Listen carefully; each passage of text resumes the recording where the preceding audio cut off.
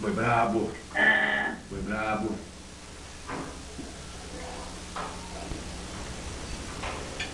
Amara, fica melhor, né, dessa vez.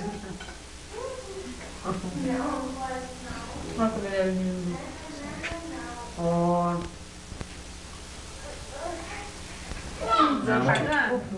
O pão de ouro branco é uma droga, mas dessa padaria, lembra, André?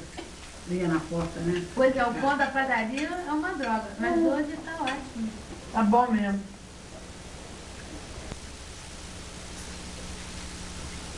Mas o pão da Filhone não tá mais bom não, sabia? Tá cru, maçudo desse cara aqui. Dois não daquela forma.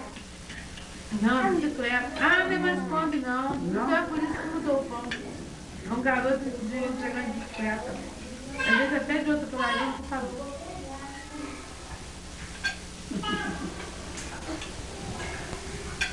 Não vou subir? Nada pra Será que eu estou ficando envergonhada? Que isso, Tereza Raquel?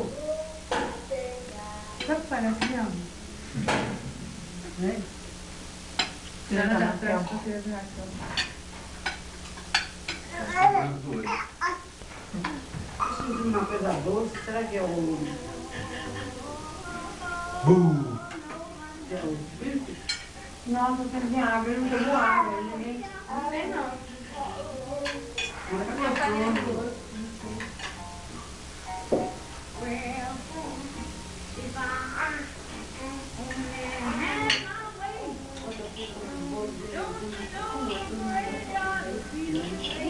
Suplê, né?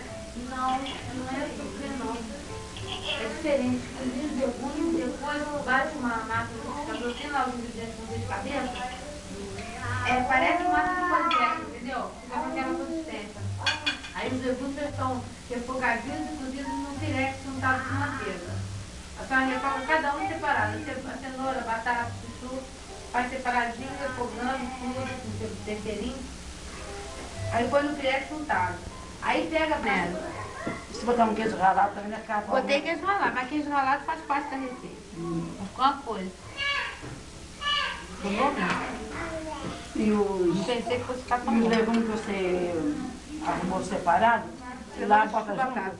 Mistura tudo. Quem gravou um dia foi aquela mulher que mandava a Flávia. Ah, é? Todo mundo fala, mas ficou ótimo. Gravou, não filmou. O cordo do Camargo não tá bem porque tá contra a luz. Vira um pouco pra lá. Não adianta. Depois Não, eu... vai pra... Garganta profunda aqui?